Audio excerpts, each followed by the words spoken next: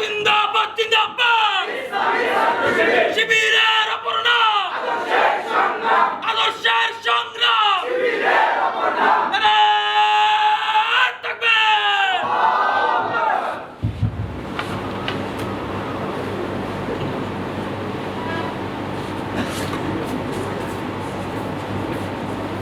أعوذ بالله من الشيطان الرجيم بسم الله الرحمن الرحيم الحمد لله رب العالمين والصلاة والسلام على سيد المرسلين وعلى آله وصحبه أجمعين رب اشرح لي صدري ويسر لي أمري واحلل عقدة من لساني يفقهوا قولي দিন প্রতিষ্ঠার প্রত্যয়যুক্ত কাফেলা শহীদ ঈদগাহ বাংলাদেশ ইসলামী ছাত্র শিবির ঢাকা মহানগর পূর্বের অন্যতম একটি গুরুত্বপূর্ণ থানা ধানমন্ডি থানা কর্তৃক আয়োজিত আজকের এই জনশক্তি সমাবেশে উপস্থিত সম্মানিত মেহমানবৃন্দ এবং আমার সামনে উপবিষ্ট সাবেক দায়িত্বশীল বৃন্দ এবং আমার জনশক্তি ভাইরা, আসসালামু আলাইকুম ওয়া রাহমাতুল্লাহি ওয়া বারাকাতুহু।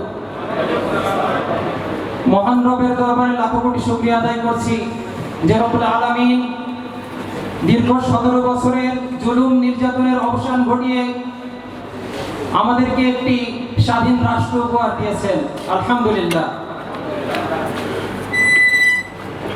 আমি সবসময় চিন্তা করতাম যে কবে এরকম একটি প্রকাশ্য প্রোগ্রাম আয়োজন করতে পারবো যেখানে থাকবে কমপক্ষে 200 জনশক্তি।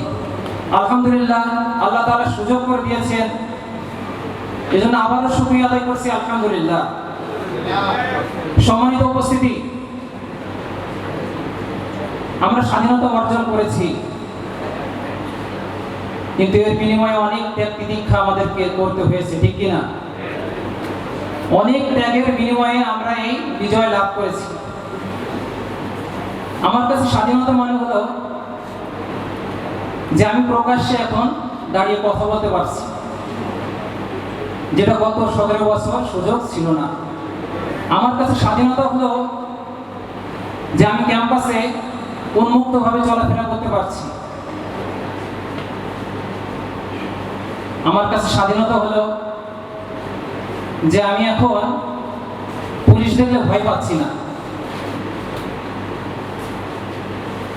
বিগত ফ্যাসিস্ট স্বৈরাচার সরকার এই পুলিশকে তাদের একটা নিজস্ব বাহিনীতে পরিণত করেছিল, যাদের দেখলে বিশেষ করে বাংলাদেশ ইসলামী ছাত্র শিবির ও জামাতে ইসলামের ভাইয়েরা আতঙ্কগ্রস্ত থাকত।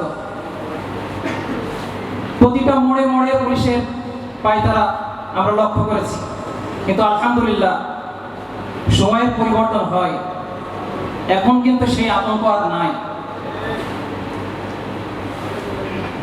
আল্লাহ তাআলার কাছে শুকরিয়া আদায় করে আসলে শেষ করতে পারবো না যে মহান রব্বুল আলামিন